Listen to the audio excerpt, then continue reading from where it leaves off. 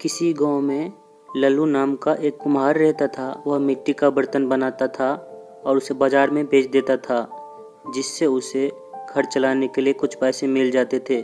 एक दिन वह मिट्टी का बर्तन बना रहा था और वह भगवान से बोल रहा था कि हे भगवान, कुछ ऐसा कर कि मैं अमीर आदमी बन जाऊं, ताकि मैं दूसरों की तरह अच्छे अच्छे पकवान खा पाऊं। उसकी पत्नी यह बात सुन लेती है। वो बोली, ये आप क्या बड़बड़ाते रहते हैं?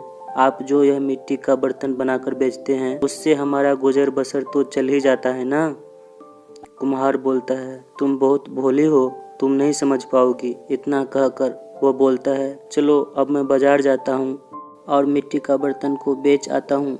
वह मिट्टी का बर्तन उठाकर बाजार के लिए निकल पड़ता है।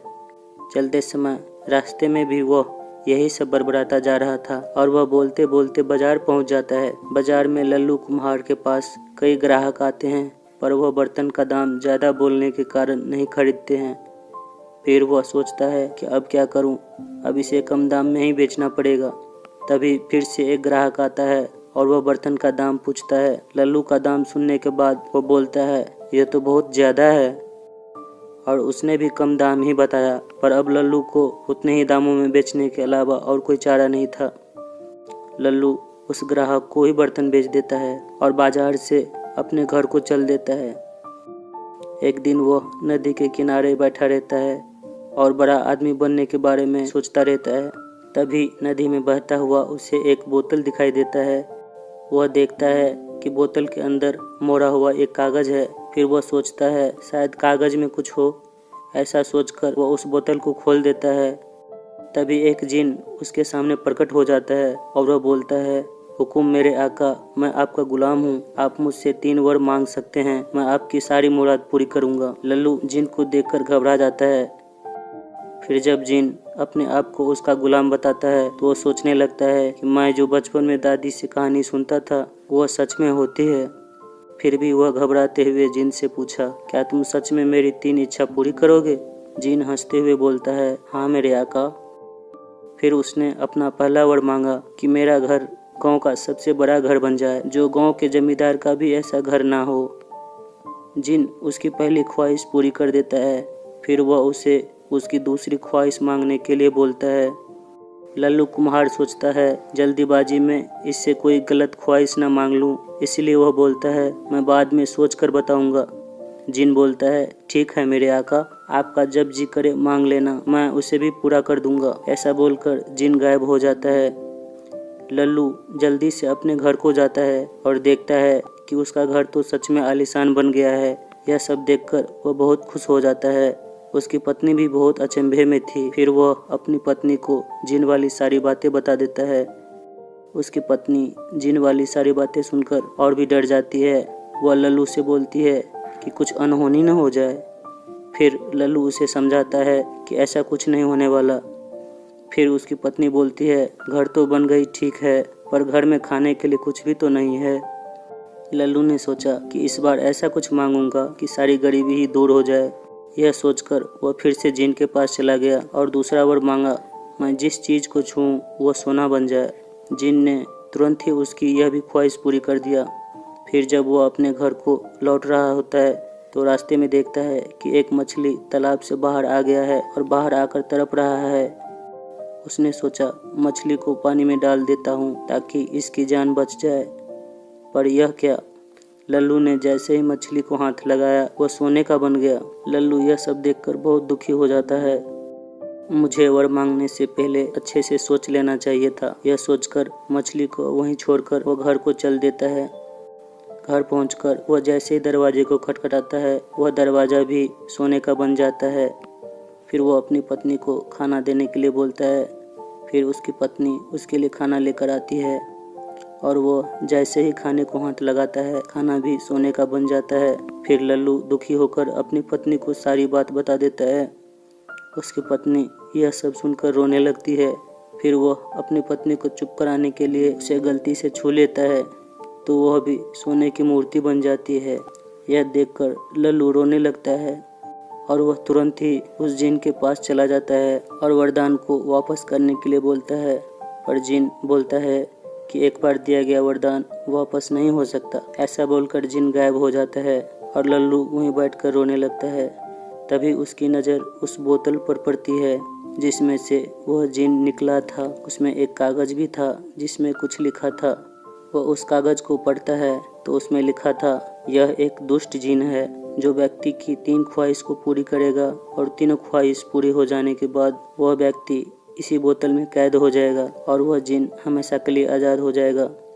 लल्लू यह सब पढ़कर बहुत डर जाता है और सोचने लगता है कि अगर मैंने अपनी तीनों ख्वाहिश मांग ली तो मैं इसी बोतल में कैद हो जाऊंगा और एक पेड़ के नीचे बैठकर रोने लगता है। फिर उसे उसकी पत्नी की बात याद आती है, जब उसकी पत्नी ने कहा था कि लालच नहीं करनी चाहिए, हम इसी में खुश हैं। कुछ देर के बाद एक साधु आता है और उसे उसकी समस्या पूछता है। लल्लू ने सारी बात साधु को बता दी।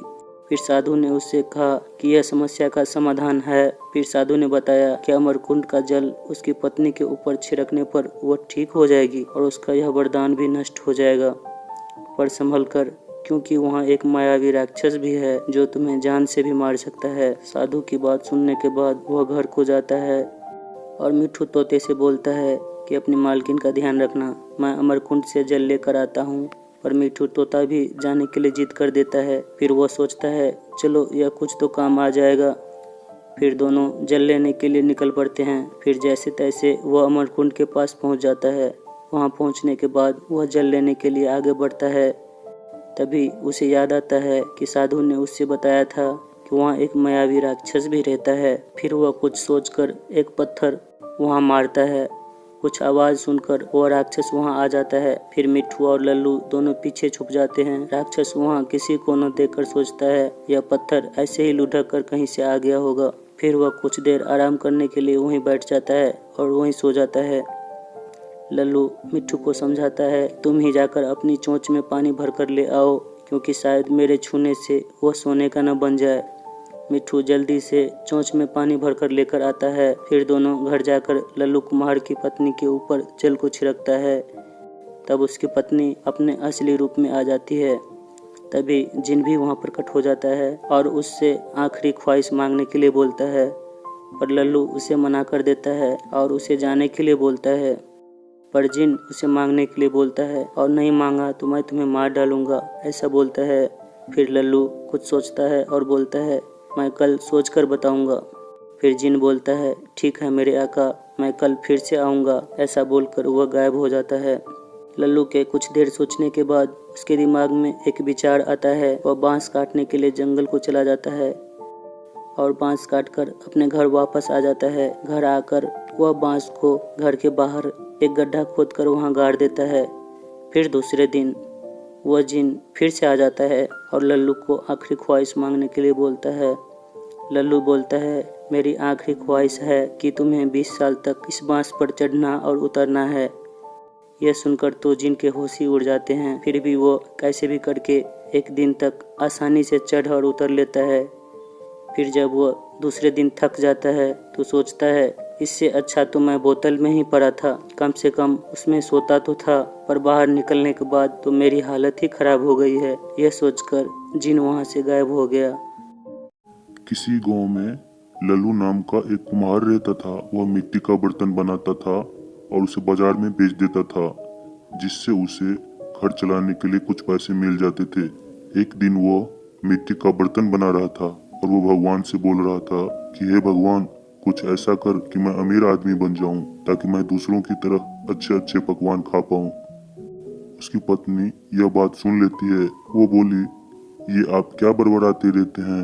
आप जो यह मिट्टी का बर्तन बनाकर बेचते हैं, उससे हमारा गुजर बसर तो चल ही जाता है ना।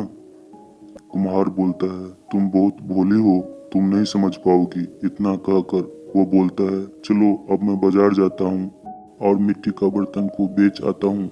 वो मिट्टी का बर्तन उठाकर बाजार के लिए निकल पड़ता है। चलते समय रास्ते में भी वो यही सब बड़बड़ाता जा रहा था और वह बोलते बोलते बाजार पहुंच जाता है। बाजार में लल्लू कुम्हार के पास कई ग्राहक आते हैं, पर वो बर्तन का दाम ज्यादा बोलने के कारण नहीं खरीदते हैं। फिर वह सोचता है कि अब क्या करूं, अब इसे कम दाम में ही बेचना पड़ेगा। तभी फिर से एक ग्राहक आता है और वो बर्तन का दाम पूछता है। लल्लू का दाम सुनने के बाद वो बोलता है, यह तो बहुत ज्यादा है। और उसने भी कम दाम ही बताया, पर अब लल्लू को उतने ही दामों में बेचने के अलावा और कोई चारा नहीं था। लल्लू उस ग्राहक को ही बर्तन बेच देता है और बाजार से अपने घर को चल देता है। एक दिन वो नदी के किनारे बैठा रहता है और बड़ा आदमी बनने के बारे में सोचता रहता है। तभी नदी में बहता हुआ उसे एक बोतल दिखाई देता है। वह देखता है कि बोतल के अंदर मोड़ा हुआ एक कागज है। फिर वह सोचता है शायद कागज में कुछ हो। ऐसा सोचकर वो उस बोतल को खोल देता है। तभी एक जिन उसके सामने प्रकट हो जाता है और वह बोलता है, हुकुम मेरे आका, मैं आपका गुलाम हूँ। आप मुझसे 3 वर मांग सकते हैं, मैं आपकी सारी मुराद पूरी करूंगा। लल्लू जिन को देखकर घबरा जाता है। फिर जब जिन अपने आप को उसका गुलाम बताता है तो वो सोचने लगता है कि मैं जो बचपन में दादी से कहानी सुनता था वो सच में होती है। फिर भी वह घबराते हुए जिन से पूछा, क्या तुम सच में मेरी 3 इच्छा पूरी करोगे? जिन हंसते हुए बोलता है, हाँ मेरे आका। फिर उसने अपना पहला वर मांगा कि मेरा घर गांव का सबसे बड़ा घर बन जाए, जो गांव के जमींदार का भी ऐसा घर ना हो। जिन उसकी पहली ख्वाहिश पूरी कर देता है। फिर वह उसे उसकी दूसरी ख्वाहिश मांगने के लिए बोलता है।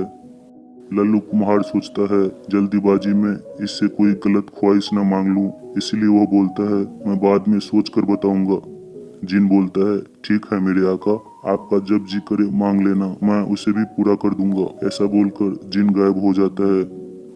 लल्लू जल्दी से अपने घर को जाता है और देखता है कि उसका घर तो सच में आलीशान बन गया है।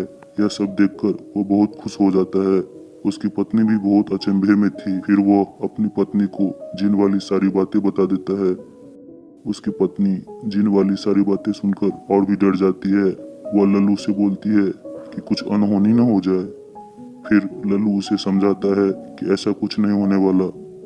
फिर उसकी पत्नी बोलती है, घर तो बन गई ठीक है, पर घर में खाने के लिए कुछ भी तो नहीं है। लल्लू ने सोचा कि इस बार ऐसा कुछ मांगूंगा कि सारी गरीबी ही दूर हो जाए। यह सोचकर वो फिर से जिन के पास चला गया और दूसरा वर मांगा, मैं जिस चीज को छूऊं वो सोना बन जाए। जिन ने तुरंत ही उसकी यह भी ख्वाहिश पूरी कर दिया। फिर जब वो अपने घर को लौट रहा होता है तो रास्ते में देखता है कि एक मछली तालाब से बाहर आ गया है और बाहर आकर तड़प रहा है। उसने सोचा मछली को पानी में डाल देता हूँ ताकि इसकी जान बच जाए। पर यह क्या, लल्लू ने जैसे ही मछली को हाथ लगाया वो सोने का बन गया। लल्लू यह सब देखकर बहुत दुखी हो जाता है। मुझे वर मांगने से पहले अच्छे से सोच लेना चाहिए था। यह सोचकर मछली को वहीं छोड़कर वो घर को चल देता है। घर पहुंचकर वो जैसे ही दरवाजे को खटखटाता है वह दरवाजा भी सोने का बन जाता है। फिर वो अपनी पत्नी को खाना देने के लिए बोलता है। फिर उसकी पत्नी उसके लिए खाना लेकर आती है और वो जैसे ही खाने को हाथ लगाता है खाना भी सोने का बन जाता है। फिर लल्लू दुखी होकर अपनी पत्नी को सारी बात बता देता है। उसकी पत्नी यह सब सुनकर रोने लगती है। फिर वो अपनी पत्नी को चुप कराने के लिए उसे गलती से छू लेता है तो वह भी सोने की मूर्ति बन जाती है। यह देखकर लल्लू रोने लगता है और वह तुरंत ही उस जिन के पास चला जाता है और वरदान को वापस करने के लिए बोलता है। पर जिन बोलता है कि एक बार दिया गया वरदान वापस नहीं हो सकता। ऐसा बोलकर जिन गायब हो जाता है और लल्लू वहीं बैठकर रोने लगता है। तभी उसकी नजर उस बोतल पर पड़ती है जिसमें से वह जिन निकला था। उसमें एक कागज भी था जिसमें कुछ लिखा था। वो उस कागज को पढ़ता है तो उसमें लिखा था, यह एक दुष्ट जिन है जो व्यक्ति की 3 ख्वाहिश को पूरी करेगा और तीनों ख्वाहिश पूरी हो जाने के बाद वह व्यक्ति इसी बोतल में कैद हो जाएगा और वह जिन हमेशा के लिए आजाद हो जाएगा। लल्लू यह सब पढ़कर बहुत डर जाता है और सोचने लगता है कि अगर मैंने अपनी तीनों ख्वाहिश मांग ली तो मैं इसी बोतल में कैद हो जाऊंगा और एक पेड़ के नीचे बैठकर रोने लगता है। फिर उसे उसकी पत्नी की बात याद आती है जब उसकी पत्नी ने कहा था कि लालच नहीं करनी चाहिए, हम इसी में खुश हैं। कुछ देर के बाद एक साधु आता है और उसे उसकी समस्या पूछता है। लल्लू ने सारी बात साधु को बता दी। फिर साधु ने उससे कहा कि यह समस्या का समाधान है। फिर साधु ने बताया कि अमरकुंड का जल उसकी पत्नी के ऊपर छिड़कने पर वो ठीक हो जाएगी और उसका यह वरदान भी नष्ट हो जाएगा। पर संभल कर, क्योंकि वहाँ एक मायावी राक्षस भी है जो तुम्हें जान से भी मार सकता है। साधु की बात सुनने के बाद वह घर को जाता है और मिट्ठू तोते से बोलता है कि अपनी मालकिन का ध्यान रखना, मैं अमरकुंड से जल लेकर आता हूँ। पर मिट्ठू तोता भी जाने के लिए जिद कर देता है। फिर वो सोचता है चलो यह कुछ तो काम आ जाएगा। फिर दोनों जल लेने के लिए निकल पड़ते हैं। फिर जैसे तैसे वो अमरकुंड के पास पहुंच जाता है। वहां पहुंचने के बाद वह जल लेने के लिए आगे बढ़ता है। तभी उसे याद आता है कि साधु ने उससे बताया था कि वहाँ एक मायावी राक्षस भी रहता है। फिर वह कुछ सोचकर एक पत्थर वहाँ मारता है।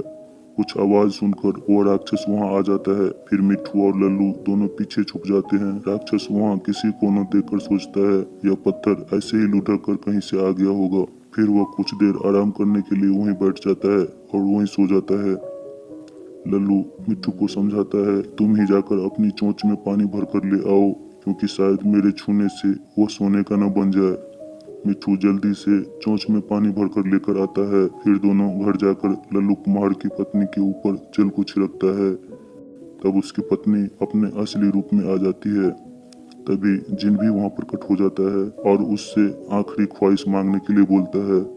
पर लल्लू उसे मना कर देता है और उसे जाने के लिए बोलता है। पर जिन उसे मांगने के लिए बोलता है और नहीं मांगा तो मैं तुम्हें मार डालूंगा, ऐसा बोलता है। फिर लल्लू कुछ सोचता है और बोलता है मैं कल सोचकर बताऊंगा।